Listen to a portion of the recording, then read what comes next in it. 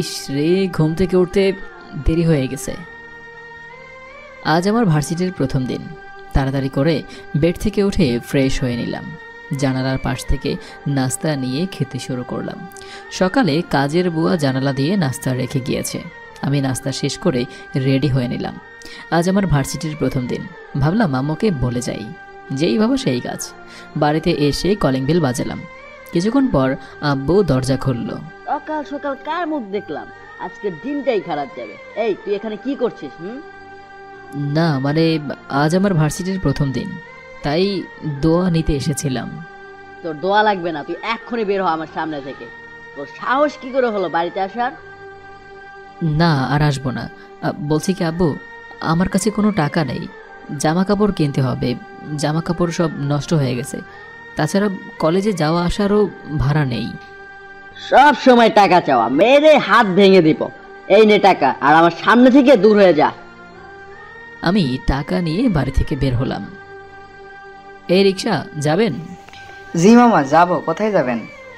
আমি রিক্সায় উঠে বসলাম। মামা, কলেজে চলেন। কি ভাবছেন? আব্বু আমার সাথে এরকম আচরণ করলো কেন?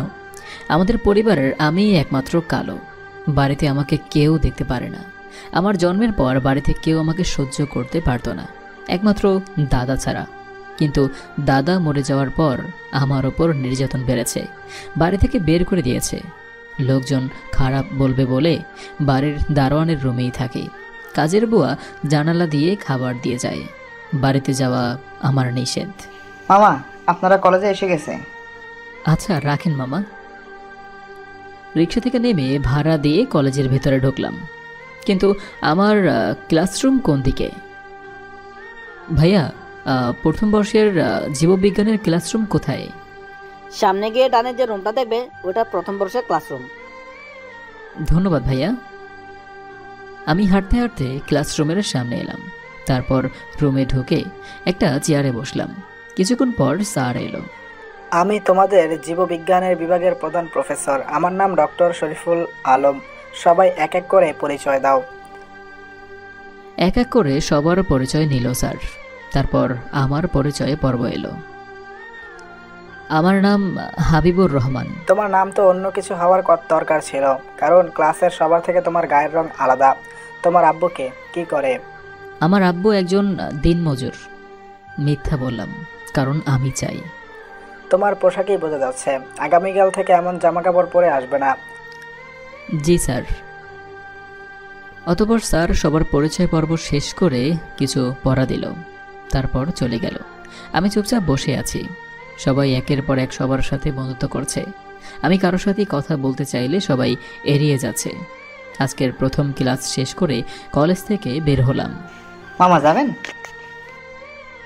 জি মামা, সুপার মার্কেট চলেন। আমি রিক্সায় উঠে বসলাম। রিক্সা চলতে শুরু করলো। কিছুক্ষণের মধ্যেই চলে এলাম। অতঃপর ভাড়া দিয়ে মার্কেটের ভেতরে ঢুকলাম। আপনার কি লাগবে? শার্ট প্যান্ট লাগবে, আপনি দেখান। আচ্ছা। দোকানদার জামা কাপড় বের করে দেখালো, কিন্তু আমার সাথে যাচ্ছে না। গায়ের রঙের সাথে মিশে যাচ্ছে। এই ছাড়া আর কোনো জামা কাপড় নেই? সরি ভাই, আমাদের দোকানে সব জামা কাপড় দেখিয়েছি। আচ্ছা। আমি অন্য দোকানে এসে জামা কাপড় পছন্দ করে বাড়িতে এলাম। রুমে এসে ফ্রেশ হয়ে নিলাম। দরজায় কেউ নক করলো। দরজা খুলে দেখি দারোয়ান। ভাইয়া, আপনার খাবার। আপনি নিয়ে আসলেন কেন? বুয়া আপনাকে পায়নি, তাই আমার কাছে দিয়েছে। ও আচ্ছা, আপনি খাবার দিয়ে ডিউটিতে যান, নাহলে বকবে। আচ্ছা। আমি খাবার নিয়ে দরজা দিয়ে বেডে বসে খেতে লাগলাম। আর খাওয়া দাওয়া শেষ করে একটু শুয়ে পড়লাম। বিকেলের দিকে ঘুম ভাঙলো কারোর দরজায় নক করার শব্দে। এখন আবার কে আসলো? দরজা খুলে দেখি নিশি দাঁড়িয়ে আছে। এই শোন, আমার জন্য দোকান থেকে একটা আইসক্রিম এনে দে। তুই কিছুক্ষণ অপেক্ষা কর, আমি এখনই নিয়ে আসছি। আমি হাঁটতে হাঁটতে দোকানে এলাম। কি লাগবে? আইসক্রিম দাও। আমি আইসক্রিম নিয়ে ফিরে এলাম। দে আইসক্রিম। আমি আইসক্রিম দিলাম। নিশি খেতে খেতে বাড়ির ভিতরে চলে গেল। নিশি হচ্ছে আমার ছোট বোন। আমি রুমে ঢুকে ফ্রেশ হয়ে বাইরে বের হলাম। কিছু দূর এসে দেখি শিশিরের সাথে দেখা। কোথায় যাচ্ছিস এখন? আমার আর যাওয়ার জায়গা আছে নাকি?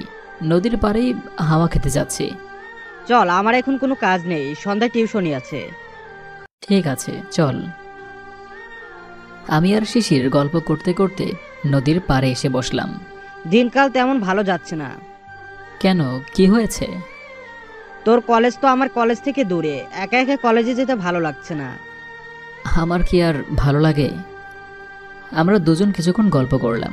শিশির টিউশনিতে চলে গেল আর আমি নদীর পাড়েই হাওয়া খাচ্ছি। হঠাৎ দারোয়ানের ফোন এলো। আমি ফোন ধরলাম। ভাইয়া, আপনি কোথায় আছেন?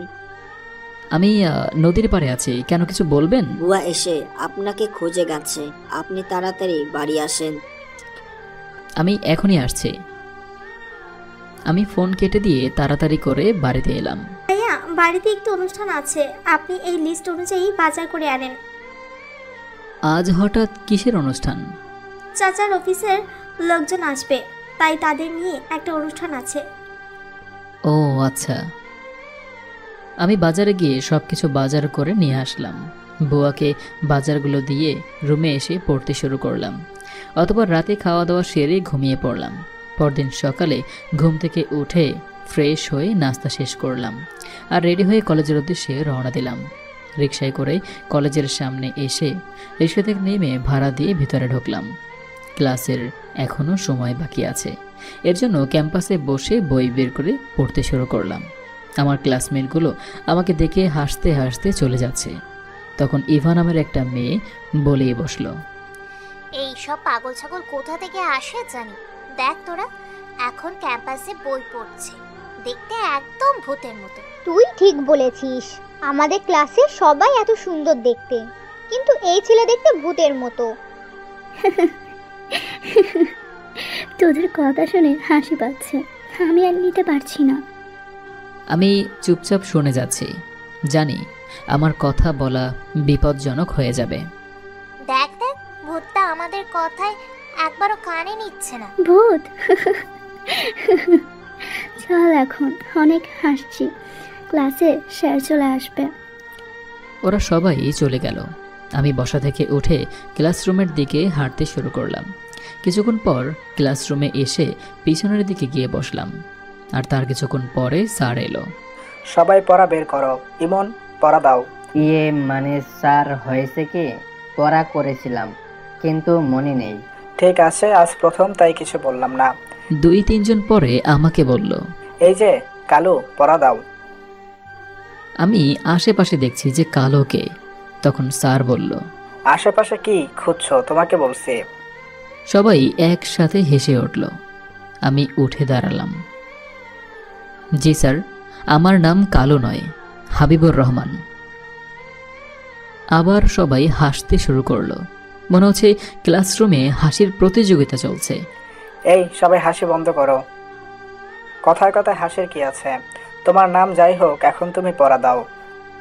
জি স্যার, আমি সব পড়াগুলো ভালো করে বুঝিয়ে দিলাম। বাহ, তুমি দেখতে কালো হলে পড়া দেওয়ার ধরন অনেক আলাদা। আবার ক্লাসরুমে হাসির রোল পড়ে গেল। আমি বসে পড়লাম। স্যার পড়া শেষ করে চলে গেল। এখন ক্লাস হবে না, অফ, পিরিয়ড আছে।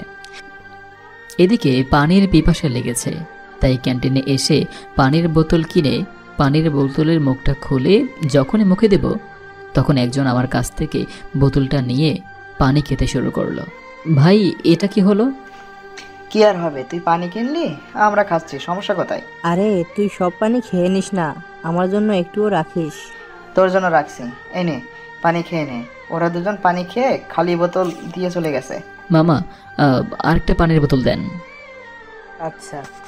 মামা পানির বোতল দিল। আমি পানি খেয়ে গাছের ছায়ায় এসে বসলাম। বাহ, এখানে অনেক ঠান্ডা আছে দেখছি। আমি ব্যাগ থেকে ফোন বের করে ফেসবুকে নিউ ফিড দেখছি। তখনই মীরার গলা পেলাম। ভূত দেখে আবার মোবাইলও চালায়। এই তোরা দেখ, ভূতটা এখানে বসে আছে। ভূত? তোরাও কি এই নাম দিলি কখন? আমি দিয়েছি। এই যে, এখান থেকে উঠে অন্য জায়গায় যাও, আমরা বসবো। থাকটা সমস্যা কোথায় বুঝতে পারছিস না? অন্য ছেলে মেয়েরা আমাদের নিয়ে হাসাহাসি করবে, বলবে দেখ ভূতের সাথে গল্প করছে। সরি, আমি বুঝতে পারিনি আপনারা এখানে বসবেন। আপনারা বসেন, আমি অন্য জায়গায় যাচ্ছি। আমি উঠে ক্লাসরুমে এসে বসে পড়লাম। তারপর ক্লাস শেষ করে বাড়িতে চলে এলাম। ফ্রেশ হয়ে খেতে শুরু করলাম। কিছুক্ষণ পর খাওয়া দাওয়া শেষ করে শুয়ে পড়লাম। হঠাৎ দরজায় ঠক ঠক আওয়াজ হলো। আমি দরজা খুলে দেখি কাজের বুয়া। ভাইয়া, আপনি আজ বাইরে বের হতে পারবেন না। নিশির বার্থডে পার্টি আছে? জি ভাইয়া, আমি আর আপনার কষ্ট নিতে পারছি না। কত বছর ধরে আপনাদের বাড়িতে কাজ করছি, কিন্তু কোনোদিন দেখলাম না আপনার বাড়ির কেউ কথা বলেছে। সমস্যা নেই, আপনি বলে দিবেন, আমি রুম থেকে বের হব না। বুয়া চলে গেল। আমি দরজা দিয়ে বেডে শুয়ে পড়লাম। আমাকে কোনো পার্টিতে অংশগ্রহণ করতে দেওয়া হয় না, কারণ আমি কালো। পরিবারের সম্মান নষ্ট হবে। আর আমি বেড থেকে উঠে বাইরে এলাম। জানি আজ কপালে খাবার জুটবে না। কি ভাতিজা, তোমার কি খবর?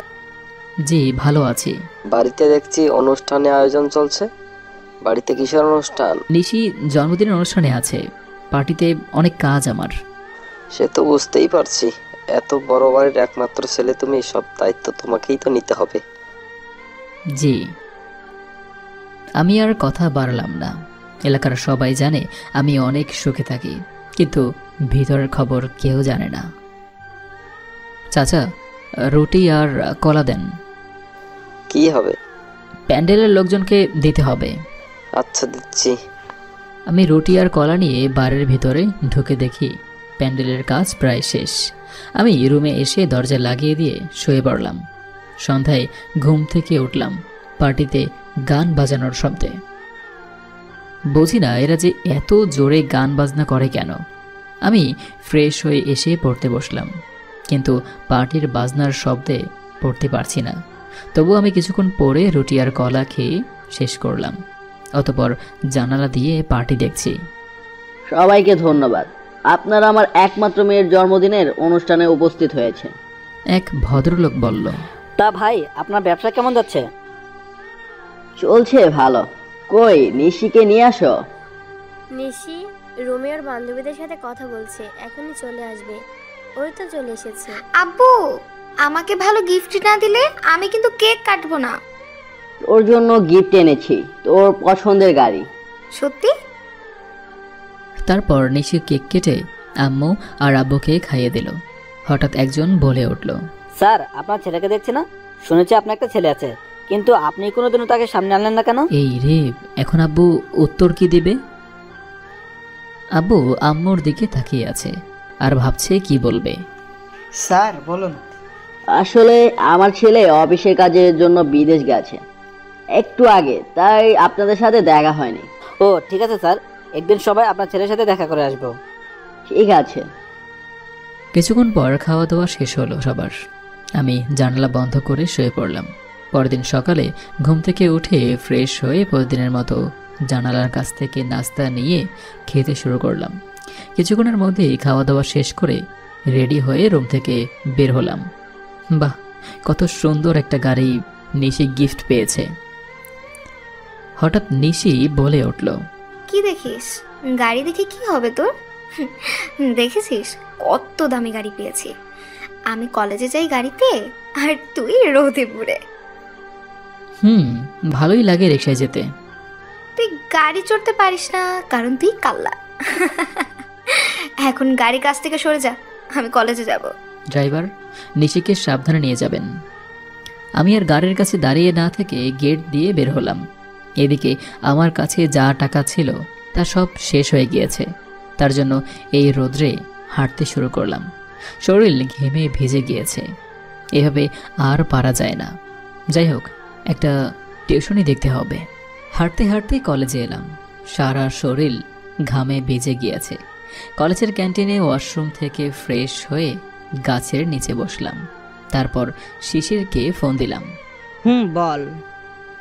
বলছি, তুই আমাকে একটা টিউশনি খুঁজে দিতে পারবি? এত বড় লোকের ছেলে, সে করবে টিউশনি? মজা নিচ্ছিস? সত্যি আমার একটা টিউশনি দরকার।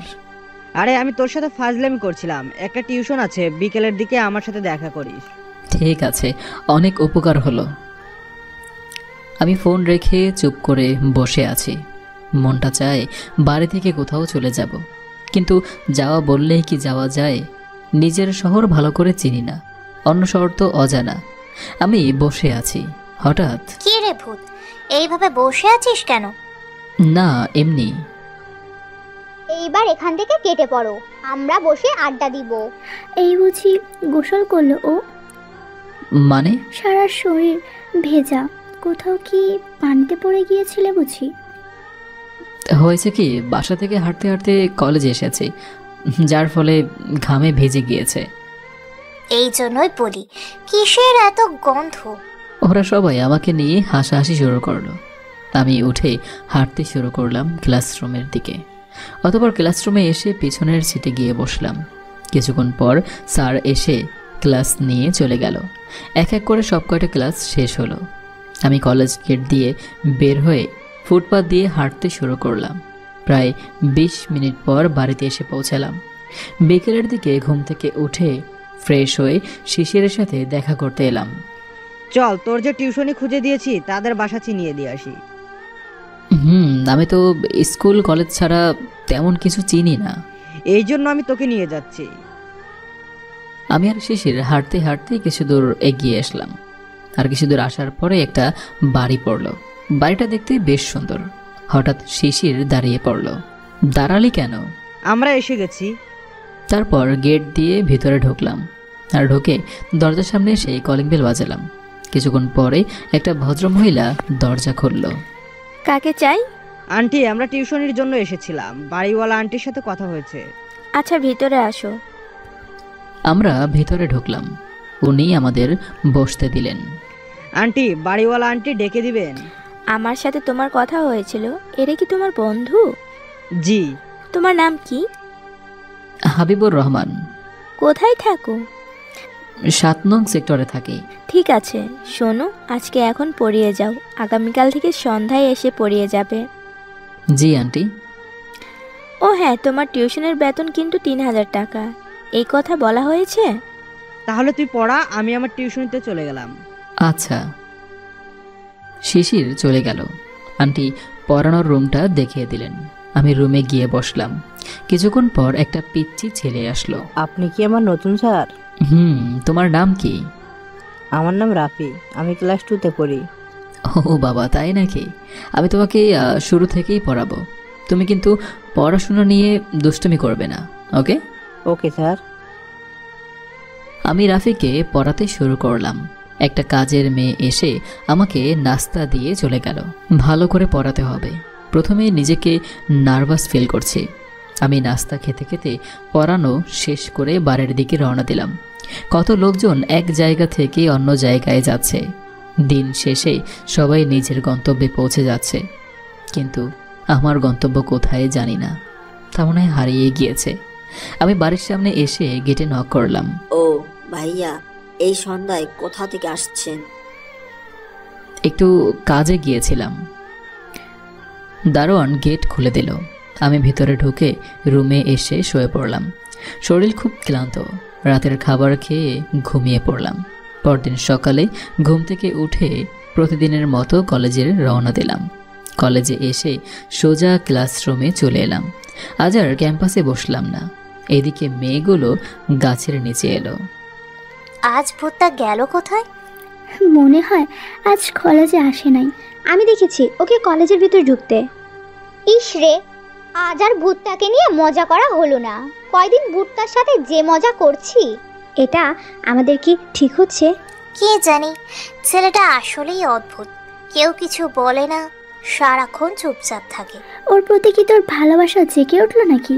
নো ওয়ে, কালো ছেলেকে আমি তাদের সাথে প্রেম করব না।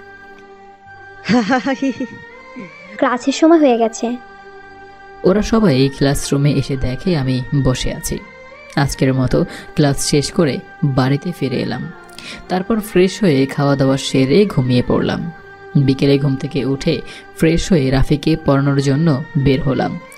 অনেকক্ষণ ধরে হাঁটার পর রাফিদের বাড়িতে এসে পৌঁছালাম। যাক বাবা, বাঁচলাম। এখন কলিং বেল বাজাই। আমি কলিং বেল চাপ দিলাম। কিছুক্ষণ পর দরজা খুলল। কিন্তু এ কি, রিয়া এখানে কি করছে? রিয়া আমার দিকে চোখ বড় বড় করে তাকিয়ে বলল, এই এই তুমি এখানে কি করো? ইয়ে মানে এসব বাদ দাও, আগে বলো কি চাই? রাফিকে পড়াতে এসেছিলাম, কিন্তু আমার মনে হয় ভুলে অন্য জায়গায় চলে এসেছি।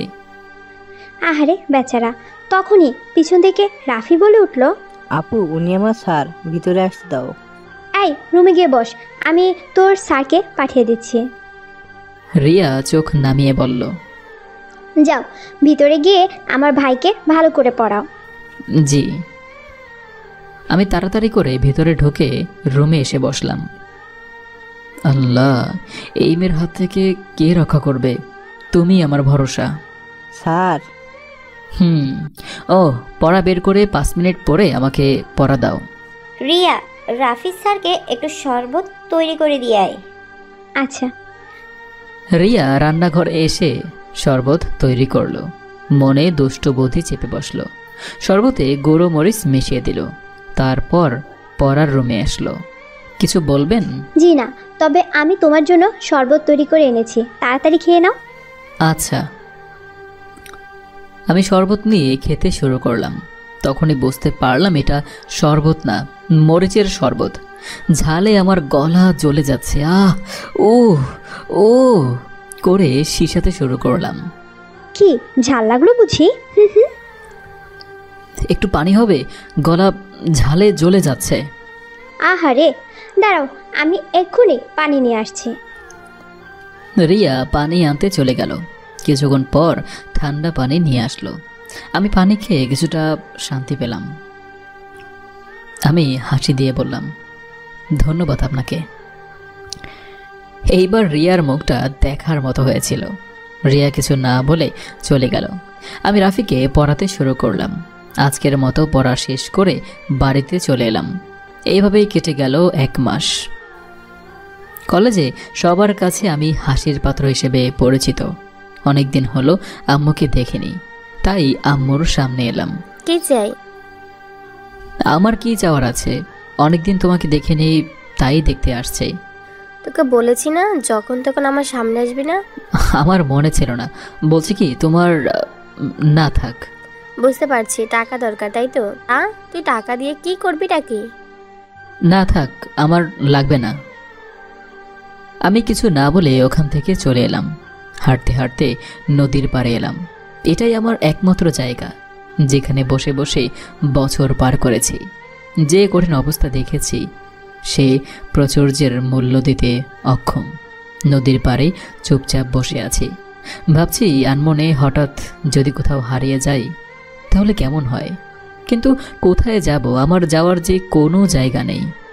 সূর্য অস্ত্র যাচ্ছে, এই সৌন্দর্য উপভোগ করছি। এদিকে রাফিকে পড়ানোর সময় হয়ে গিয়েছে। আমি বসা থেকে উঠে হাঁটতে শুরু করলাম। কিছুক্ষণের মধ্যেই রাফিদের বাড়িতে পৌঁছে গেলাম। স্যার কেমন আছেন? আমি হাসি দিয়ে বললাম, আমি অনেক ভালো আছি। কি পড়াগুলো সব করেছো? জি স্যার, আমি একটু পরে আপনাকে পড়া দিচ্ছি। আচ্ছা স্যার, আমার পড়া শেষ, আমাকে পড়া ধরতে পারেন। পড়া দাও। রাফি আমাকে পড়া দিল। আমি রাফিকে পড়ানো শেষ করে রুম থেকে বের হলাম। তখনই রিয়ার বান্ধবীদের সাথে দেখা। আরে ভূত, তুই এখানে? না মানে আমি রাফিকে টিউশনি করাই। আহারে বেচারা। রিয়া, তুই চুপ করে আছিস কেন? কি বলবো? তোরা থাম, আম্মু জানতে পারলে সমস্যা আছে। আচ্ছা, এইবার কি আমি যেতে পারি? যেতে পারো। আমি বাড়ির দিকে রওনা দিলাম। পরের দিন সকালে কলেজে এলাম। কলেজের প্রতিযোগিতা অনুষ্ঠিত হবে। এখানে 5টা কলেজ অংশগ্রহণ করবে। স্যার, আমাদের কলেজ থেকে কে অংশগ্রহণ করবে? প্রিন্সিপাল স্যার ঠিক করবেন, তবে আশা করছি তোমাদের মধ্যে থেকে নেওয়া হবে। কিছুক্ষণ পর প্রিন্সিপাল স্যার রুমে এলো। তোমাদের স্যার সবকিছু বলে দিয়েছে। তোমাদের মধ্যে থেকে হাবিবুর অংশগ্রহণ করবে। আমাদের মধ্যে ওকে বাছাই করার কারণ কি? তাছাড়া ওর যা চেহারা। চুপ বেয়াদব, এই ক্লাসে সবচেয়ে ভালো ছাত্র। আর সে ভালো রেজাল্ট নিয়ে আমাদের কলেজে ভর্তি হয়েছে। স্যার, ছেলেটা অনেক ভালো, শত অপমানের পরেও চুপ করে থাকে। হাবিবুর, তুমি অংশগ্রহণ করার জন্য প্রস্তুত নাও। জি স্যার। স্যার, প্রতিযোগিতার কয়দিন বাকি আছে? 2 দিন পর অনুষ্ঠান হবে আমাদের কলেজ ক্যাম্পাসে। Okay sir. ক্লাস শেষ করে ক্যাম্পাসে এসে বসলাম। বুঝি না, আমরা থাকতে ওকে নিল প্রতিযোগিতায়। দেখা যাক কি করতে পারে। ওরা এইসব বলে চলে গেল। তখনই রিয়ারা এসে আমাকে ঘিরে ধরলো। যদি প্রতিযোগিতায় চ্যাম্পিয়ন না হয় তাহলে তোমাকে খবর করে ছাড়বো। জি, আমি চেষ্টা করব। তারপর আমি বাড়িতে চলে এলাম। একদিকে মাথায় অনেক টেনশন, তারপর কলেজের প্রতিযোগিতা। 2 দিন কেটে গেল। এখন প্রতিযোগিতায় অংশগ্রহণ করতে হবে। হাবিবুর, সাহস রাখো, কখনো সাহস হারাবে না। সাহস থাকলে তুমি সবকিছুই জয় করতে পারবে। জি স্যার, আমি প্রতিযোগিতায় অংশ নিলাম। সবাইকে 20টি করে প্রশ্ন করা হবে। যে কলেজের প্রশ্ন উত্তর দিতে পারবে না, অন্য কলেজ উত্তর দিলে তাদের পয়েন্ট বাড়বে। যে বেশি প্রশ্নের উত্তর দিবে সেই বিজয়ী হবে। স্যার, প্রশ্ন করুন। সব কয়েকটি প্রশ্নের সময় থাকবে 10 সেকেন্ড। Okay sir. তারপর প্রতিযোগিতা শুরু হলো। প্রায় 3 ঘন্টা পর প্রতিযোগিতা শেষ হলো। এমন প্রশ্ন আমি জীবনেও শুনিনি। আমি ভাবছি একটু পর কোন কলেজ চ্যাম্পিয়ন ঘোষণা করবে। আমি বুঝতে পারছি না, ভূতটা কি সব ঠিক উত্তর দিতে পেরেছে কি? এবার যে কলেজ চ্যাম্পিয়ন হয়েছে তার নাম প্রকাশ করা হবে। চ্যাম্পিয়ন হচ্ছে সরকারি ইডেন মহাবিদ্যালয়। আমি জানতাম এবার আমরা চ্যাম্পিয়ন হব। চ্যাম্পিয়নকে ট্রফি তুলে দিবেন এই শহরের বড় ব্যবসায়ী রফিক সাহেব। উনাকে স্টেজের উপর আসার অনুরোধ জানাচ্ছে। এখন আমি কি করব জানি না। আব্বু আমাকে দেখে যদি রেগে যায়। তারপর ডেকে নিচ্ছি আমাদের ইডেন কলেজের প্রিন্সিপাল স্যারকে আর সাথে বিজয়ীকে। আমি স্যারের সাথে স্টেজে উঠলাম। আব্বু আমাকে দেখে অবাক হয়ে গেল। তারপর আমাদেরকে চ্যাম্পিয়ন ট্রফি তুলে দিলেন। প্রিন্সিপাল স্যার মাইক্রোফোন নিয়ে, গত কয়েক বছর ধরে আমরা চ্যাম্পিয়নে আশা ছেড়েই দিয়েছিলাম। আজ আমরা খুবই আনন্দিত। তা হাবিবুরের জন্য সম্ভব হয়েছে। ধন্যবাদ হাবিবুর মা বাবাকে, যারা হাবিবুরকে এমনভাবে গড়ে তুলেছে। আমি আব্বুর দিকে চেয়ে দেখি আব্বুর মুখ ছোট হয়ে গেছে। মানুষের চেহারা সবকিছু নয়, তা হাবিবুর প্রমাণ করে দিল। আমি তার বাবা মার প্রতি দোয়া করি। তারপর আব্বুকে স্যার কিছু বলতে বললেন। আব্বু ভেবে পাচ্ছে না আমাকে কি বলবে। আমি দোয়া করি বিজয়ী বড় একটা কিছু হোক। আমি আর কিছু বলতে চাই না। হাবিবুর, তোমার মা বাবার সম্পর্কে কিছু বলে যাও। না জানি আমার মান সম্মান ক্ষুণ্ণ হয়।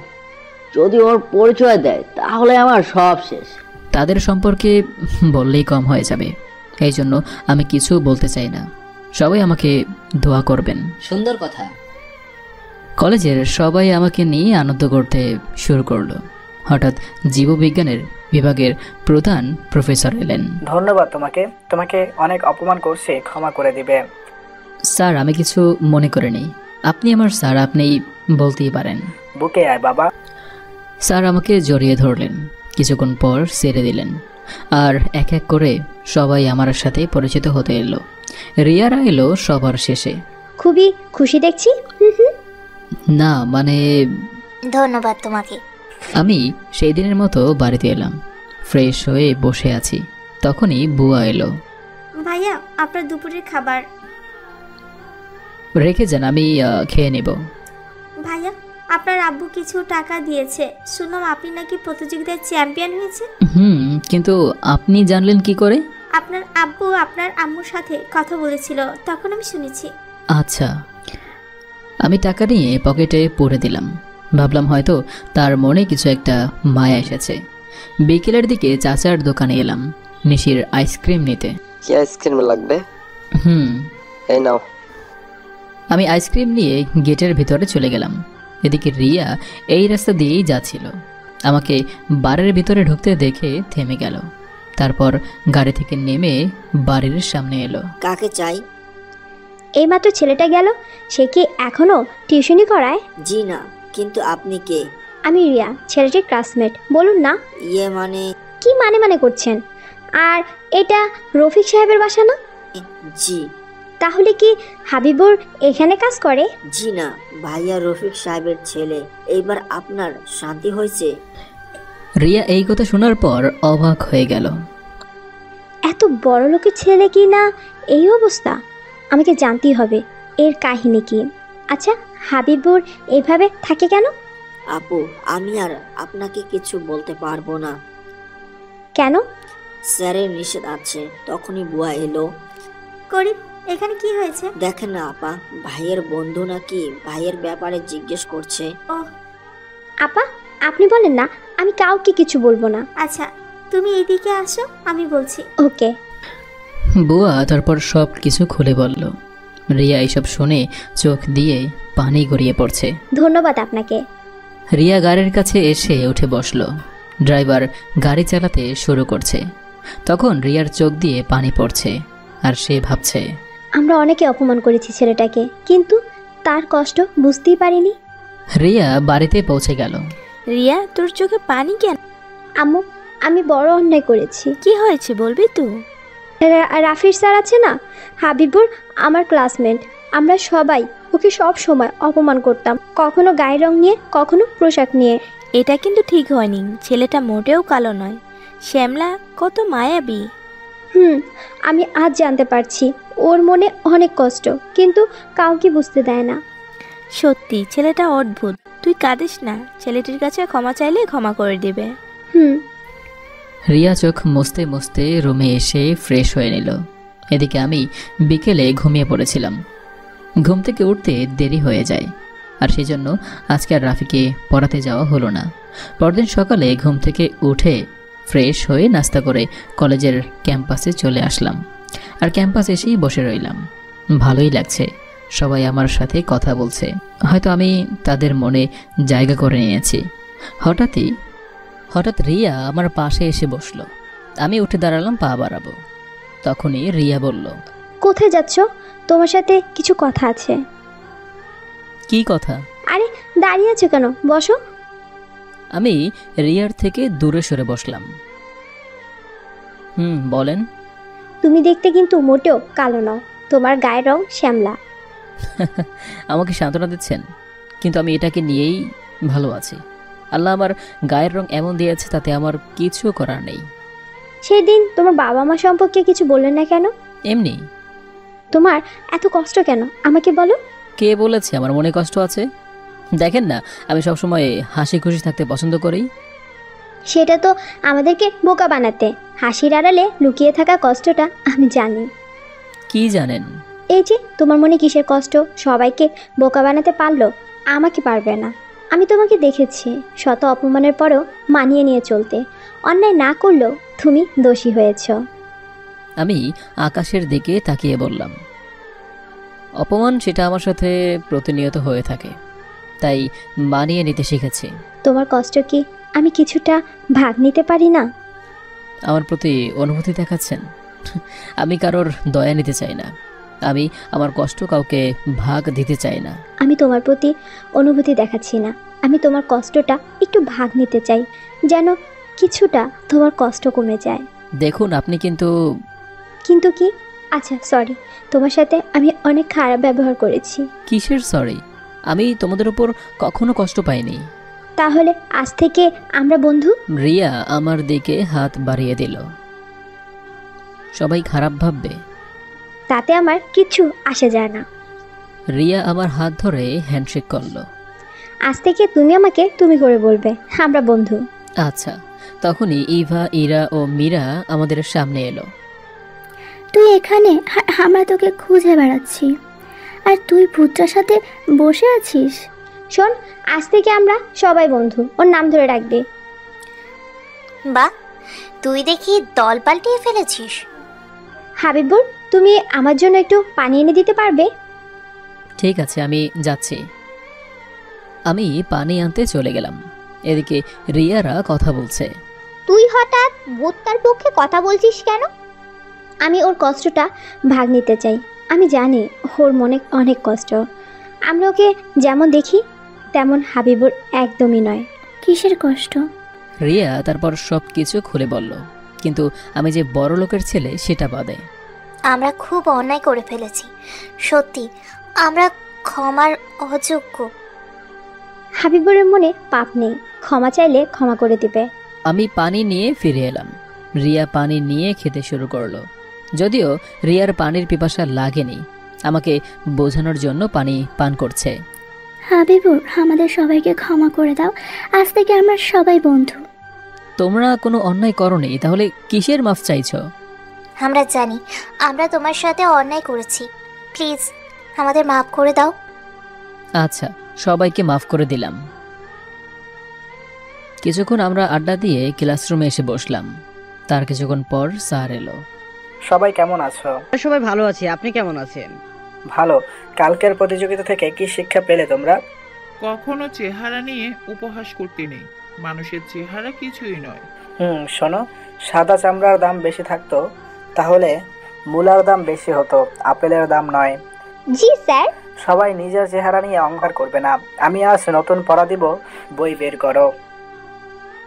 তারপর স্যার আমাদের পড়া দিয়ে চলে গেল। আমরা ক্যাম্পাসে এসে বসলাম। হ্যাঁ, সবাই আমার সাথে কথা বলছে। আমার মনে একটু শান্তি এসেছে। যদি বাবা মা বুঝতে পারতো তাহলে এমন অবস্থা হতো না। কি একটুও কষ্ট কমেছে? নিজেকে অনেক হালকা লাগছে। আমাদের সাথে থাকবে, তাহলে আরো নিজেকে হালকা মনে হবে। কিছুক্ষণ আড্ডা দেওয়ার পরে আমি কলেজ গেট দিয়ে বের হলাম। অনেক রোদ, হাঁটতে হাঁটতে বাড়িতেই যেতে হবে। আমি ফুটপাত দিয়ে হাঁটতে শুরু করলাম। কিছু দূরে আসার পর একটা গাড়ি এসে আমার পাশে এসে হর্ন বাজালো। আমি পাশে তাকিয়ে দেখি রিয়া। তুমি এই রোদে পুড়ে হাঁটতে হাঁটতে বাড়ি যেতে হবে না, আমার গাড়িতে উঠে বসো। না থাক, আমি যেতে পারবো। আরে উঠে বসো তো। রিয়ার জোরাজোরিতে আমি গাড়িতে উঠে বসলাম। কি সুন্দর গাড়ির ভিতরে। গাড়ির ভিতরে অনেক ঠান্ডা। গাড়িতে এত ঠান্ডা কেন? আরে বোকা, গাড়িতে এসি আছে, তাই গাড়ির মধ্যে ঠান্ডা লাগছে। আসলে আমি এসব কিছু জানি না। আমি এই প্রথম প্রাইভেট কারে উঠেছি। ও আচ্ছা, তোমার বাড়িতে কে কে আছে? বাবা মা আর একটা ছোট বোন আছে। তোমার বাড়িতে সবাই তোমাকে কেমন খেয়াল রাখে? সবাই ভালো খেয়াল রাখে, রিয়া মনে মনে বলল।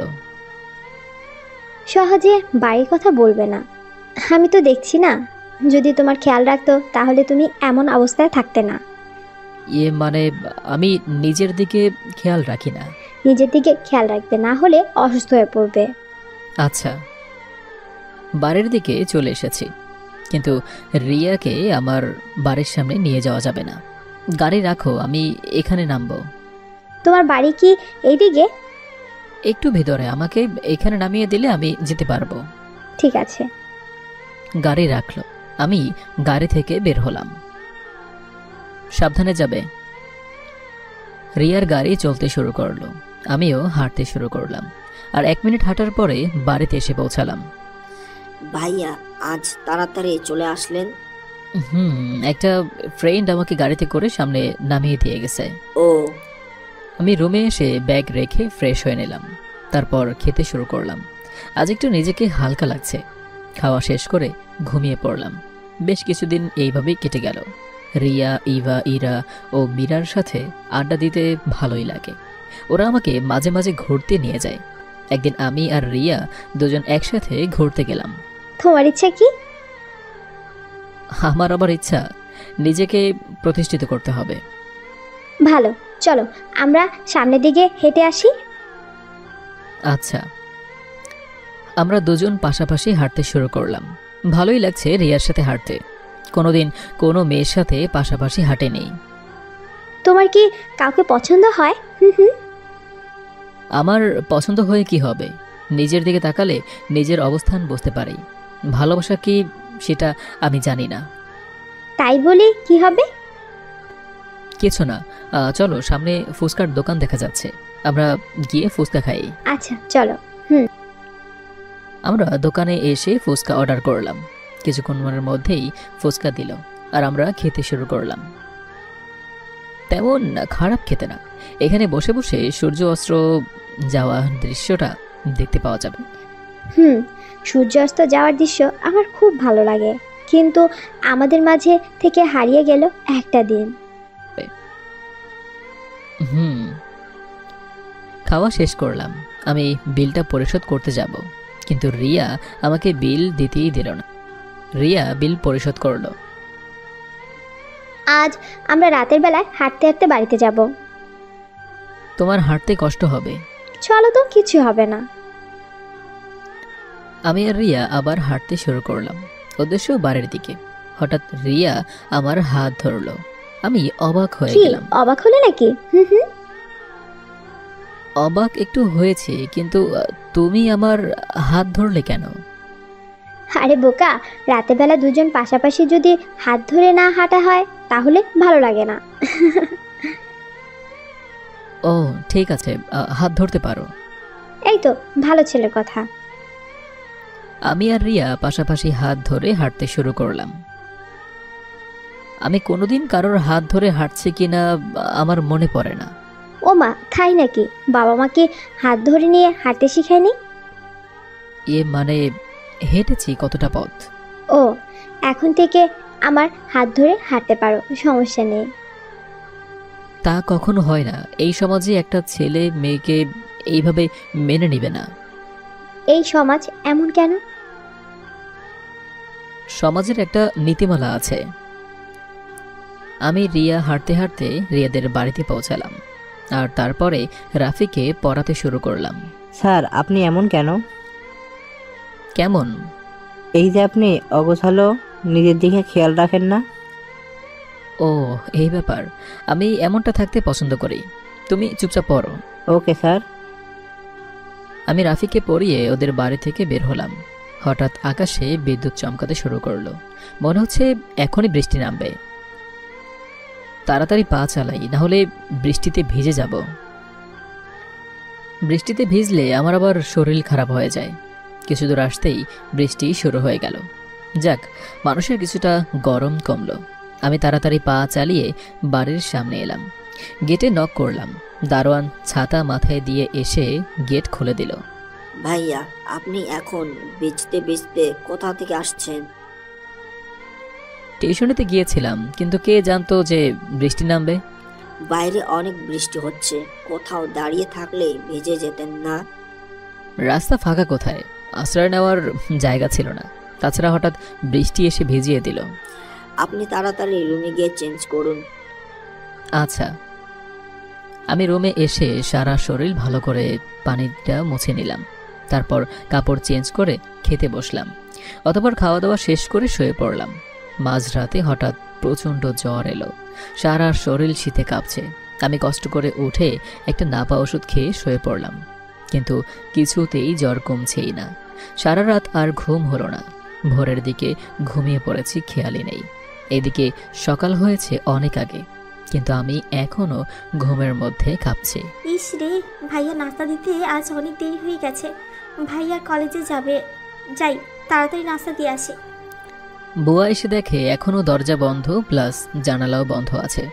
বুয়া দারোয়ানের কাছে এলো। কি আপা, নাস্তা নিয়ে এখানে কি করছেন? ভাইয়া কি কলেজ চলে গেছে?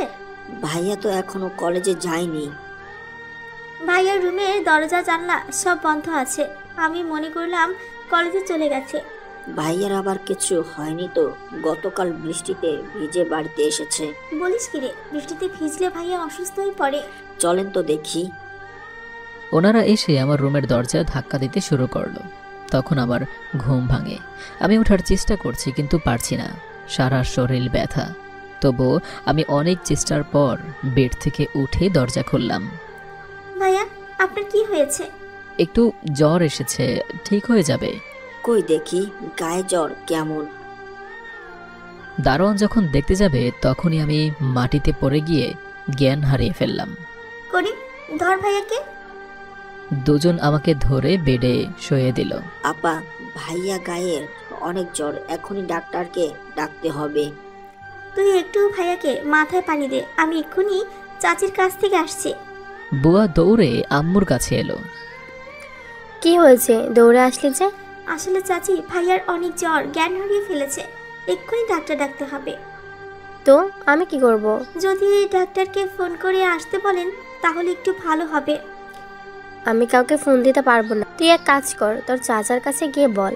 বুয়া আব্বুর কাছে এলো। চাচা, ভাইয়া অনেক অসুস্থ, ডাক্তার ডাকতে হবে। আপনি যদি ডাক্তারকে ফোন দেন একটু ভালো হতো। আমার সময় নেই, আমি অফিসে বেরিয়ে যাচ্ছি। কে অসুস্থ তোকে ভাবতে হবে না। আব্বু একটু ভেবে বলল, ঠিক আছে, এই নে ডক্টরের নাম্বার, ফোন করে আসতে বল। আচ্ছা। বুয়া বসার ঘরে এসে ল্যান্ডলাইন থেকে ডক্টরের কাছে ফোন করে আসতে বলল। তারপর দৌড়ে আমার কাছে এলো। আপা, ভাইয়ের তো জ্ঞান ফিরছে না, কিছু একটা ব্যবস্থা হয়েছে? তুই গেটে যা, চাচা বের হবে, বেরিয়ে যাওয়ার পর তুই আসিস। আচ্ছা। দারোয়ান গেটের কাছে এসে বসলো। কিছুক্ষণ পর আব্বু বের হলো, আর তার কিছুক্ষণ পর ডক্টর এলো। রোগী আমার সাথে আসুন। ডক্টর দারোয়ানের সাথে আমার রুমে এলো, ভালো করে আমাকে দেখলো আর তারপর বলল, রোগীকে এখনই হাসপাতালে ভর্তি করতে হবে, না হলে বাঁচানো যাবে না। আপনার ফিস কত? আমার ফিস দেওয়া লাগবে না, আপনি তাড়াতাড়ি হাসপাতালে পাঠিয়ে দেন। এই কথা বলে ডক্টর চলে গেল। বুয়া আবার দৌড়ে আম্মুর কাছে এলো। আবার কি হয়েছে? হাসপাতালে ভর্তি করাতে হবে, যদি একটা গাড়ি দিতেন ভালো হতো। গাড়ির ড্রাইভার এখনো আসেনি, পারলে একটা রিক্সা নিয়ে হাসপাতালে পাঠিয়ে দে। বুয়া একটু হেসে বলল, ঠিক আছে। এই হাসির অর্থ আলাদা। বুয়া আমার রুমে এলো। কি গাড়ি দেয়নি তো? আমি জানতাম এই বাড়িতে আমি চাকরি করতাম না, কিন্তু ভাইয়ের দিকে আমি এখনো আছি। আমিও কি থাকতাম রে? তখনই আমার শ্বাসকষ্ট হতে শুরু করলো। কেউ উপায় না পেয়ে একটা অ্যাম্বুলেন্সকে ফোন করলো। কিছুক্ষণের মধ্যেই অ্যাম্বুলেন্স এসে হাজির হলো। তারপর আমাকে অ্যাম্বুলেন্সে তুলে মুখে অক্সিজেন মাস্ক পরিয়ে দিলেন। রোগীর সাথে কে যাবে? তাড়াতাড়ি আসেন। আমি যাব। করিম, তুই খেয়াল রাখিস। বুয়া আমার ফোন নিয়ে অ্যাম্বুলেন্সে উঠে বসলাম। তখনই অ্যাম্বুলেন্স হর্ন বাজিয়ে বেরিয়ে পড়ল। কিছুক্ষণের মধ্যেই হসপিটালে এসে পৌঁছালাম। নার্স দৌড়ে এসে আমাকে ভিতরে নিয়ে গেল। রোগীকে তাড়াতাড়ি একটা ইনজেকশন পুশ করে দেন। জি স্যার। রোগীর অবস্থা তেমন ভালো না, সাপোর্টে রাখতে হবে। ইনজেকশন দেওয়া হয়ে গেছে, এখন কি করব স্যার? রোগীকে আইসিইউতে নিয়ে যাও, আর রোগীকে একটা স্যালাইন পুশ করে দাও। জি স্যার। আমাকে আইসিইউতে নেওয়া হলো। ডাক্তার সাহেব, ভাইয়া এখন কেমন ব্যবস্থা? রোগীকে সাপোর্টে রাখা হয়েছে। বৃষ্টিতে ভিজে রোগীর অ্যালার্জি থেকে সমস্যা হয়েছে। আপনি ক্যাশ কাউন্টারে দেখা করুন। আচ্ছা। বুয়া কাউন্টারে এলো। রোগীর ভর্তির টাকা জমা দিতে হবে, 20,000 টাকা জমা দিতে হবে। এখন তো আমার কাছে কোনো টাকা নেই। ঠিক আছে, সমস্যা নেই, রোগীর ডিসচার্জের সময় দিবেন। এই নিন একটা রসিদ। আচ্ছা। বুয়া আইসিইউর রুমের সামনে বসে পড়ল। তিনি এখন কি করবে ভেবে পাচ্ছে না। এতগুলো টাকা কোথায় পাবে? ডিসচার্জের সময় টাকা আরো বাড়বে। দেখি চাচাকে ফোন করে। বুয়া আব্বুকে ফোন করলো। আবার কি হয়েছে? আমি এখন মিটিং এ ব্যস্ত আছি। ভাইয়া হাসপাতালে ভর্তি, তাই ফোন করছি, কিছু টাকার প্রয়োজন। পরে দেখছি কি করা যায়। আব্বু ফোন কেটে দিল। এদিকে রিয়া, মীরা, ইভা, ইরা কলেজে এসে আমাকে খুঁজতে শুরু করলো। কি রে, হাবিবুরকে কোথাও দেখছি না। তাই তো, ছেলেটা কলেজ বন্ধ করে না। ওর কিছু হয়নি তো? গতকাল বৃষ্টির আগে আমাদের বাড়ি থেকে বের হয়েছিল।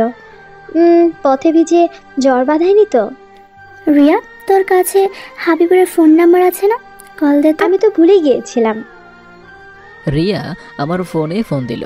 তখন বুয়া আমার ফোনটা রিসিভ করলো। কি বলছেন? আমি রিয়া, হাবিবুরের বন্ধু। হাবিবুর কোথায়? তখনই বুয়া কেঁদে কেঁদে বলল, রিয়া, আমি হাবিবুরের বাড়ির কাজের বুয়া বলছি। ভাইয়ার অবস্থা অনেক খারাপ, হাসপাতালে আইসিইউতে নেওয়া হয়েছে। কি বলছেন? আমরা এক্ষুনি আসছি। কোন হসপিটাল? ইবনে সিনা মেডিকেল হাসপাতালে। রিয়া ফোন কেটে দিল। কি হয়েছে? তোকে এমন দেখাচ্ছে কেন? ভূতটা হাসপাতালে ভর্তি, ডক্টর ওকে লাইফ সাপোর্টে রেখেছে। তাড়াতাড়ি চল, আমরা ছাড়া ওর কেউ নেই এই শহরে।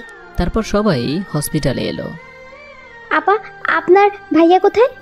এই আইসিইউর রুমে। ওরা সবাই আইসিইউর রুমের কাচের জানালা দিয়ে আমাকে দেখছে। আমার মুখে oxygen mask, ECG machine on রয়েছে। ওর বাড়ি কেউ আসেনি? কেউ ভাইয়ার এখনো খোঁজ নেয়নি। তারা হাসপাতালে আসবে না। হাসপাতালে আনার জন্য একটা গাড়ি চেয়েছিলাম কিন্তু দিল না। জীবনে আমি এমন বাবা মা দেখিনি। তাদের একমাত্র ছেলে আজ লাইফ সাপোর্টে আছে, কিন্তু একবারও খোঁজ নিল না। এখন শান্ত হয়ে যা, আমরা পরে সব কিছু দেখব। তোরা শান্ত হতে বলছিস? ছেলেটার দোষ কি? সে কালো, কিন্তু দোষ তো তাদের। রিয়া, এখন উত্তেজিত হয়ে লাভ নেই। এখন কি করা যায় সেটা ভাব। বুয়া রিয়াকে চেয়ারে বসিয়ে শান্ত করার চেষ্টা করছে। দেখো, ও ছোট থেকে অবহেলিত। এখন আমি এতগুলো টাকা কোথায় পাবো ভেবে পাচ্ছি না। আপনাকে কোনো চিন্তা করতে হবে না, আমরা ওর ফ্রেন্ড, আমরাই টাকা দিব। কিছুক্ষণ পর একটা নার্স এলো। এই ইঞ্জেকশন নিয়ে আসেন। ঠিক আছে, কিন্তু রোগীর জ্ঞান ফিরবে কখন? এখন বলা যাচ্ছে না, একটু তাড়াতাড়ি ইঞ্জেকশনটা নিয়ে আসেন। রিয়া দৌড়ে হসপিটালের ফার্মেসি থেকে ইঞ্জেকশন নিয়ে গেল। আচ্ছা, ডাক্তার কোথায়? ডাক্তার তার চেম্বারে আছে, চাইলে আপনারা কথা বলতে পারেন। আচ্ছা, আমরা কথা বলে নেব। নার্স এসে আমাকে ইঞ্জেকশন পুশ করে দিল। ওরা সবাই ডক্টরের কাছে এলো। আপনারা রোগীর কি হন?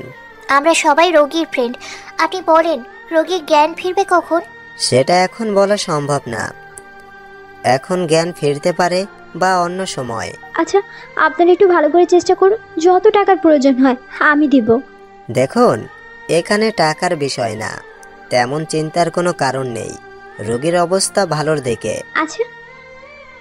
তারপর ওরা সবাই আইসিইউর সামনে এসে বসলো। আমাদের মনটাই খারাপ হয়ে গেল, বুঝতে পারছি না কিছু। দুপুর হয়ে গেছে, তোরা বাহিরের দিকে কিছু খেয়ে আয়। তুই খাবি না? না রে, আমার ভালো লাগছে না। ঠিক আছে, আমরা খেয়ে আসার সময় তোর আর আপুর জন্য খাবার নিয়ে আসছি। আচ্ছা। ওরা সবাই চলে গেল। আপনি বিকেল পর্যন্ত থেকে বাড়িতে চলে যান। না, আমি কোথাও যাব না। সেই ছোট্টবেলা থেকে আমি ভাইয়াকে বড় করেছি। ভাইয়াকে রেখে আমি কোথাও যাব না। কবে ওই বাড়ি থেকে চলে যেতাম, কিন্তু মায়া হয়ে গেছে। আপনার বয়স হয়েছে, আপনি টেনশন করবেন না। আপনার শরীর খারাপ হয়ে যাবে, তাতে কোনো সমস্যা নেই। কিছুক্ষণ পর ইভা খাবার নিয়ে আসলো। আপু, আপনি এই খাবার খেয়ে নেন, না হলে শরীর খারাপ করবে। খাওয়া আমার মুখে উঠবে না। খেয়ে নিন। রিয়ার জোরাজোরিতে বুয়া খেতে শুরু করলো। এদিকে বিকেল হয়ে গিয়েছে, তখনও আমার জ্ঞান ফিরল না। ডক্টর এসে আমাকে আরেকটা ইঞ্জেকশন পুশ করে দিল। সন্ধ্যায় জ্ঞান ফিরতে পারে। ও আচ্ছা। রিয়া বুয়াকে বলল, আপনি বাড়িতে চলে যান। ভাইয়ার কাছে কে থাকবে? আমি আছি, সমস্যা নেই। তোরাও বাড়িতে যেতে পারিস। আমরা যাব না, বাড়িতে ফোন করে বলেছি রাতের দিকে বাড়িতে ফিরবো। ঠিক আছে। বুয়াকে বাড়িতে পাঠিয়ে দিল ওরা। হঠাৎ আমার জ্ঞান এসেছে। আমি চোখ মেলে দেখি আমি হসপিটালে আছি। আমি ওঠার চেষ্টা করছি। কি করছেন আপনি? উঠবেন না, আপনি শুয়ে পড়ুন। আচ্ছা।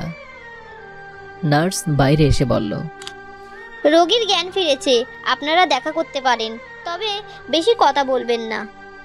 ওকে, সবাই রুমে ঢুকলো। কি রে, তোর এখন কেমন লাগছে? ভালো লাগছে। তুই দেখছি আমাদের বিয়ে না খেয়ে উপরে টিকিট কাটছিলি। এখন তো সুস্থ আছি, তোদের বিয়ে খেয়ে যেতে পারবো, চিন্তা করিস না। অনেক হয়েছে, এখন বলো তো বৃষ্টিতে ভিজলে কি জন্য? হঠাৎ বৃষ্টি এসে ভিজিয়ে দিল, তাই বৃষ্টিতে ভিজে ভিজে বাড়িতে গিয়েছিলাম। তার শাস্তি এখন পাও। আচ্ছা, আমাকে হসপিটালে নিয়ে এসেছে কে? তোমাদের বাড়ি বুয়া নিয়ে এসেছে। আমি ফোন দিয়েছিলাম, তখন বুয়া আমাদেরকে সব কিছু বলে, তখনই আমরা হাসপাতালে আসি। ভালো করেছো, তোমরা ছাড়া আমার আর কে আছে? অনেক কথা হয়েছে, এখন চুপচাপ শুয়ে থাক। নার্স বেশি কথা বলতে নিষেধ করেছে। এখন আমি সুস্থ আছি, তোমরা বাড়িতে যাও। কিন্তু তোর কাছে একজনকে থাকতে হবে। আমি থাকছি, তোরা বাড়িতে চলে যা। কোনো সমস্যা হলে ফোন করব। আচ্ছা। আমি ঠিক আছি, তুমি বাড়িতে চলে যাও। এই তুমি চুপ করো তো। তারপর আমাকে একটা রুমে নেওয়া হলো। রাত অনেক হয়েছে। রিয়াকে বলছি বাড়িতে যেতে, কিন্তু সে বাড়িতে যাবে না আমাকে রেখে। মেয়ের প্রতি মায়া বেড়ে গেল, জানি না কেন তাকে ভালো লাগে। 2 দিন পর আমাকে হসপিটাল থেকে ছাড়পত্র দিল। আমি এখন ক্যাশ কাউন্টারে দাঁড়িয়ে আছি, হাতে বিল দেখে এত বিল আমি কি করে দেব? আমার কাছে এত টাকা নেই। কি হয়েছে? বিলের রসিদ নিয়ে দাঁড়িয়ে কেন? না মানে তোমার কোনো চিন্তা নেই, আমরা 4 জন বিল পরিশোধ করেছি। আরে তুই সত্যি ভূত একটা। আমরা থাকতে তোরা তো চিন্তা কিসের? তোমরা আছো বলে আমি এখনো বেঁচে আছি। চলো তোমাকে বাড়িতে পৌঁছে দিয়ে আসি। না থাক, আমি যেতে পারবো। তোর এই অবস্থা একা ছাড়া যাবে না। ওরা জোর করে আমাকে গাড়িতে তুলল। তারপর ড্রাইভার গাড়ি চালাতে শুরু করলো। কিছুক্ষণের মধ্যেই বাড়ির পাশে চলে এলাম। আমাকে এখানে নামিয়ে দিলে হবে। চুপ করে বসো, তোমার বাড়ি এখনো আসেনি। এই তো সামনে এসে গেছে। চুপ করতে বলছি না। রিয়া আমার কোনো কথা শুনলো না, আমাদের বাড়ির সামনে গাড়ি রাখলো। কিন্তু রিয়া আমার বাড়ি চিনল কি করে? এখানে গাড়ি রাখতে বললি কেন? এটাই ওর বাড়ি। সবাই অবাক হয়ে গেল। এত বড় বাড়ি এদের, আমার তো বিশ্বাসই হচ্ছে না। বাড়ি থেকে কি হবে? আজ পর্যন্ত বাড়ির ভিতরেই ঢুকতে পারিনি। তোরা তো সব জানিস। তবে তুই বলিস নাই যে হাবিবুর ধনী পরিবারের ছেলে? আচ্ছা সবাই বের হও। আমি গাড়ি থেকে বের হলাম। আমাকে দেখে দারোয়ান দৌড়ে এলো। ভাইয়া, আপনি এখন কেমন আছেন? ভালো আছে। চলুন, আমি আপনাকে ধরে বাড়িতে নিয়ে যাচ্ছি। আমি যেতে পারবো। আমার খুব লজ্জা লাগছে, তোমাদের ভিতরে যেতে বলতে পারছি না। সমস্যা নেই, আমরা তো জানি বাড়ির লোকজন কেমন আচরণ করে। তাহলে কলেজে দেখা হবে। আচ্ছা যাও। রিয়ারা গাড়ি নিয়ে চলে গেল। আমি বাড়ির ভিতরে ঢুকলাম। তারপরে রুমে এসে শুয়ে পড়লাম। এইদিকে গেটের সামনে আমার সাথে রিয়াদেরকে দেখে ফেলেছে নিশি। আমাদের মান সম্মান নিয়ে টালটালি। আজ আব্বু বাড়িতে আসুক, মজা দেখাবো। দুপুরে বুয়া আমাকে খাবার দিতে এলো। ভাইয়া, আপনার দুপুরের খাবার খেয়ে ওষুধ খেয়ে নেবেন। আচ্ছা, আপনি ঠিক সময়ে হসপিটালে না নিয়ে গেলে হয়তো। থাক ভাইয়া, এটা আমার দায়িত্ব। ছোট থেকে বড় করছি, আপনার কিছু হলে আমি কষ্ট পাবো। বুয়া চলে গেল। আমি খেতে শুরু করলাম। কিছুক্ষণের মধ্যেই খাওয়া শেষ করে ওষুধ খেয়ে শুয়ে পড়লাম। এদিকে আব্বু দুপুরে বাড়িতে এলো। আব্বু, তোমার সাথে কথা আছে। বল। এই যে কাল্লাটাকে দেখলাম, 4 জন মেয়ে বাড়ির সামনে গাড়ি করে নামিয়ে দিয়ে গেল। তাতে কি হয়েছে? আমাদের ইজ্জত বলে কিছু থাকলো না, সবাইকে বলে বেড়াচ্ছে তোমার ছেলে। তোর এত বড় সাহস হলো কি করে? মেয়েগুলিকে দেখে বুঝলাম ধনী পরিবারের। দেখো ওই মেয়েদের মধ্যে কারোর সাথে কোনো সম্পর্ক আছে কিনা। কাল্লার জন্য আমাদের সম্মান নষ্ট হয়ে যাবে। বটে, ওকে আমি দেখছি। লোকজনের কাছে আমার নাম ভাঙিয়ে চলতে শুরু করেছে। আব্বু রেগে মেগে আগুন হয়ে আমার দরজায় এসে নক করলো। আমি দরজা খুলে দেখি আব্বু, আম্মু আর নিশি। তোমরা হঠাৎ? আরামজাদা, তুই কি আমাদের শান্তিতে থাকতে দিবি না? মেয়েগুলো কে? কোন মেয়ে? দেখেছো, এখন নাটক করছে। যারা তোকে বাড়িতে দিয়ে গেল, তুই আমার সম্মান নিয়ে টানাটানি করছিস। তবে রে। আব্বু আমাকে ঠাস ঠাস করে চর মারতে শুরু করলো। চিল্লাচিল্লির শব্দ শুনে বুয়া আর দারোয়ান দৌড়ে এলো। চাচা, ভাইয়াকে মারবেন না, ভাইয়া আজকে হাসপাতাল থেকে এসেছে। তুই চুপ করে থাক, ওকে আজ আমি মেরেই ফেলবো। মেয়েদের সাথে ঘোরাঘুরি করা বের করছি, মনে করেছে আমি কিছুই জানি না। সেই দিন দেখলাম একটা মেয়ের সাথে হাত ধরে হাঁটছে। তলে তলে এত দূর হারামজাদাকে উচিত শিক্ষা দেন। চাচা, আর মারবেন না, আমি কথা দিচ্ছি ভাইয়াকে কোনো মেয়ের সাথে দেখা যাবে না। হাসপাতালে ভর্তির পর টাকাগুলো তারাই দিয়েছে, আপনি দেন নাই। একবারও খোঁজ নিয়েছিলেন? রহিমা, আপনি চুপ করেন। ওর পেছনে টাকা দিয়ে কি হবে? মারলো কি আর বাঁচলো কি, আমাদের কিছু যায় আসে না। দারোয়ান আব্বুকে আটকে ধরে রেখেছে যাতে মারতে না পারে। আজকের মতো তোকে ছেড়ে দিলাম, পরের বার কোনো ছাড় দেব না। আব্বু, আম্মু আর নিশি চলে গেল। শুধু শুধু মেরে গেল। আমি বুঝতে পারলাম না আমার অপরাধ কি। ভাইয়া, কাঁদবেন না। আমার কান্নাকাটি করে কি লাভ? আমার তো আর কেউ নেই। আমি আর এই বাড়িতে থাকবো না। যেদিকে দু চোখ যায় সেদিকেই চলে যাব। আপনারা যান, আমাকে একটু একা থাকতে দেন। আমি রুমের দরজা বন্ধ করে শুয়ে পড়লাম। আমি কালকেই চলে যাব, তার আগে কলেজের টিসি নিতে হবে। পরদিন সকালে ঘুম থেকে উঠে ফ্রেশ হয়ে নাস্তা খেয়ে কলেজে এলাম। রিয়াদের সাথে না দেখা করেই প্রিন্সিপালের রুমে। শুনলাম তুমি নাকি অসুস্থ। জি স্যার, এখন ভালো আছি।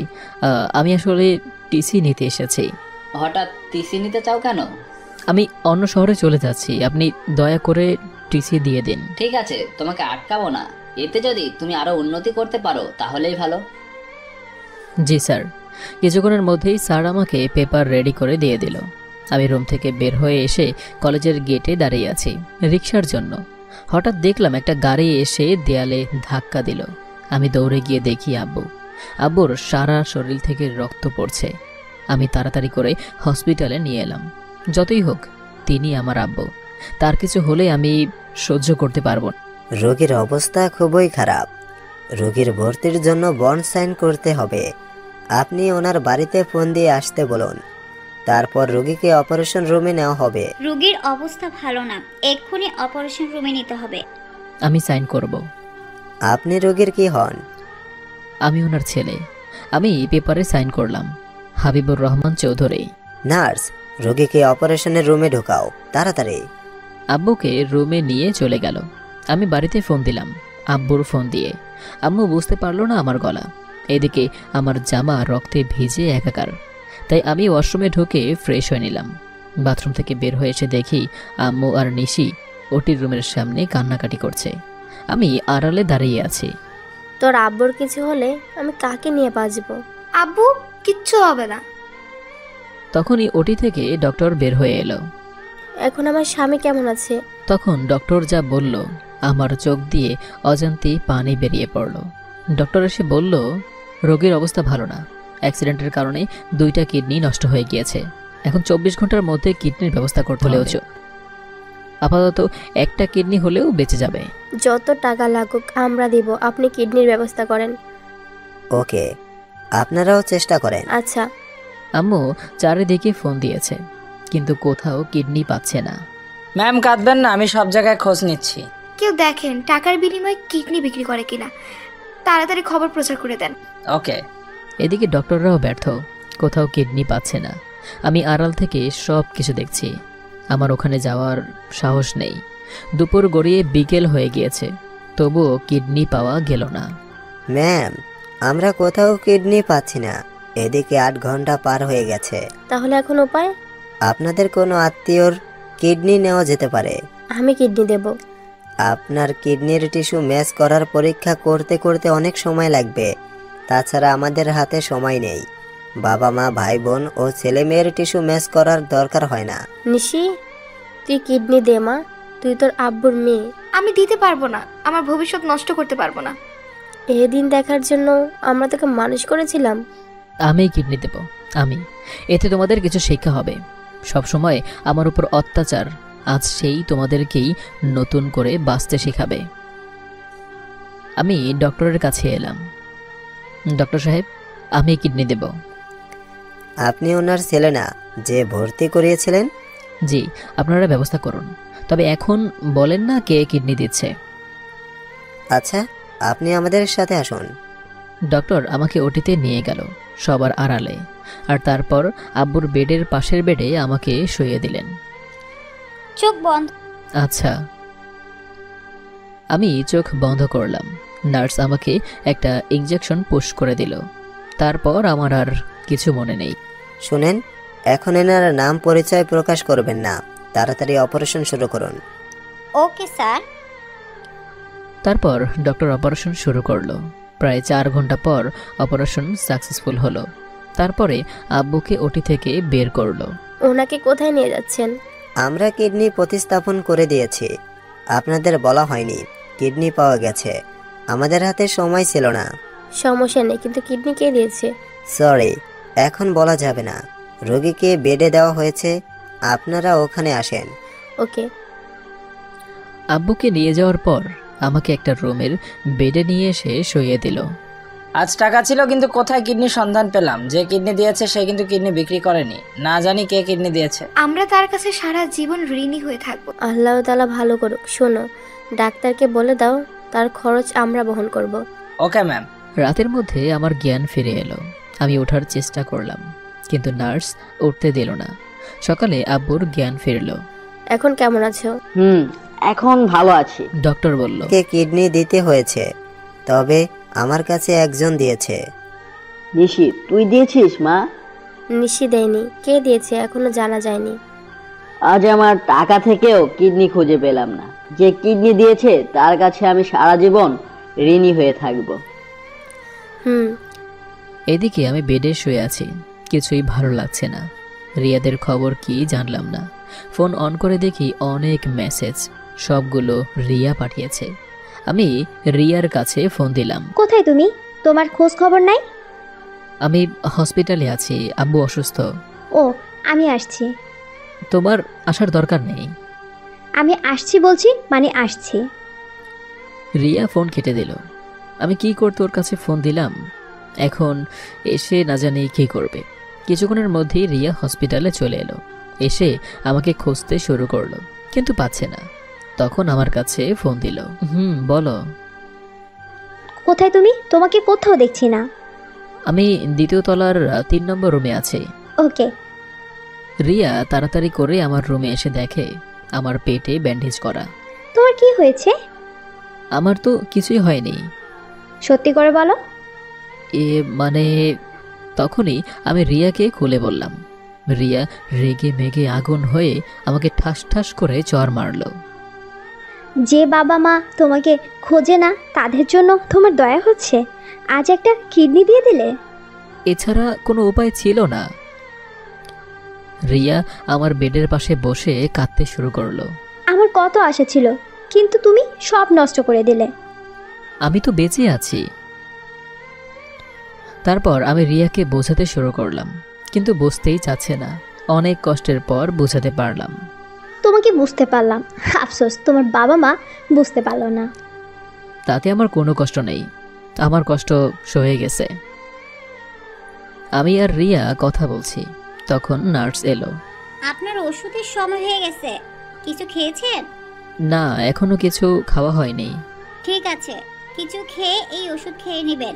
আচ্ছা, বাইরে থেকে খাবার আনবে কে? আমি নিয়ে আসছি, তোমাকে তরল কিছু খেতে দিতে হবে। রিয়া খাবার আনতে চলে গেল। কিছুক্ষণ পর ফিরে এলো। আমি খেতে শুরু করলাম। 2 দিন কেটে গেল। রিয়া যতটুকু পেরেছে আমাকে সময় দিয়েছে। জানি না আমার প্রতি তার এত কিসের মায়া। 2 দিন পর আমি হসপিটাল থেকে বাড়িতে এলাম। রিয়া আমার সাথে আছে। আমি রুমে এসে ব্যাগ গোছানো শুরু করলাম। এ কি করছো? আমি আর এই বাড়িতে থাকবো না, চলে যাচ্ছি অন্য শহরে। থাকার দরকার নেই, কিন্তু কোথায় যাবে? জানি না, তবে তোমাকে অনেক মিস করব। আমিও তোমাকে মিস করব। আমি ব্যাগ গুছিয়ে একটা চিঠি লিখলাম আর দারোয়ানের কাছে দিলাম। করিম ভাই, সে কি কান্না! আমি বাড়ি থেকে চলে যাচ্ছি তাই। ভাই, যেখানে থাকবেন সাবধানে থাকবেন। আচ্ছা। বুয়ার সাথে দেখা করে চলে এলাম রেলওয়ে স্টেশনে। তোমার না গেলে হয় না?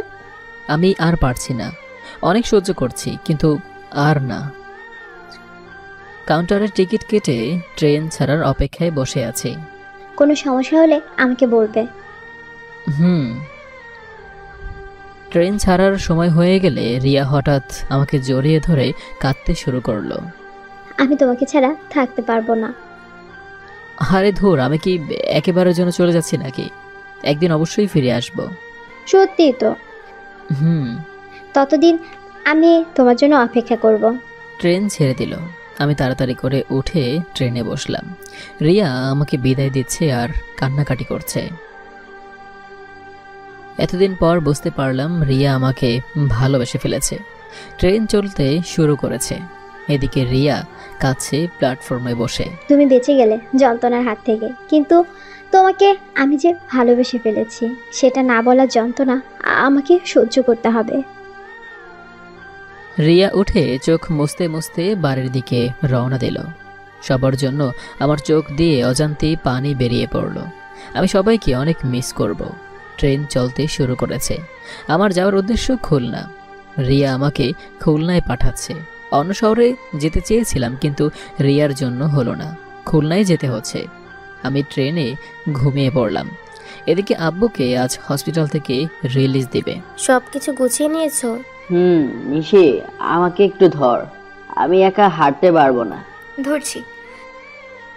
নিশি আব্বুকে ধরে নিয়ে হসপিটালের ক্যাশ কাউন্টারে এলো।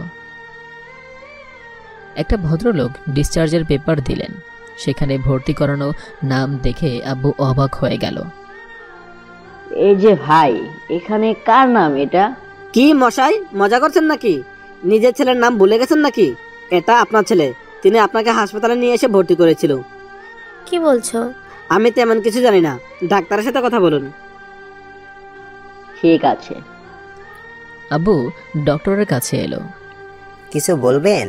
সত্যি করে বলেন আমাকে, কি হাসপাতালে নিয়ে এসেছিল আর কেই বা কিডনি দিয়েছে? আপনার ছেলে যদি ঠিক সময়ে হাসপাতালে আর কিডনি না দিত তাহলে আপনাকে বাঁচানো যেত না। সবাই অবাক হয়ে গেল। যাকে তারা সবসময় অবহেলিত অত্যাচার করে এসেছে সেই কিনা আজ তার জীবন বাঁচিয়েছে। তখন আব্বু কাঁদতে কাঁদতে বলল, বলুন আমার ছেলে কোথায় এখন? আপনার ছেলে বাড়িতে চলে গেছে।